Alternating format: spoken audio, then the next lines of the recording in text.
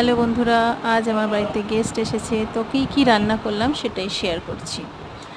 প্রথমে ছিল পটল উচ্ছে ভাজা, চাটনি, পেঁপে আলু পটল দিয়ে মাছের ঝোল, স্যালাড আছে, মাছের মাথা দিয়ে মুগের ডাল,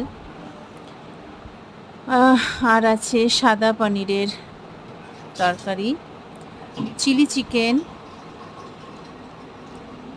আর ছিল ফ্রাইড রাইস, চিলি চিকেনের সাথে ফ্রাইড রাইস।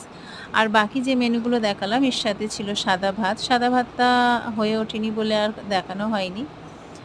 আর আরেকটা স্পেশাল মেনু ছিল, যেটা এই যে তালের কেক। তো এই ছিল আমার গেস্টের জন্য সমস্ত মেনু তোমাদের দেখালাম। যদি ভালো লাগে লাইক করো, কমেন্ট করো, শেয়ার করো, আর চ্যানেলটি সাবস্ক্রাইব করে দিও।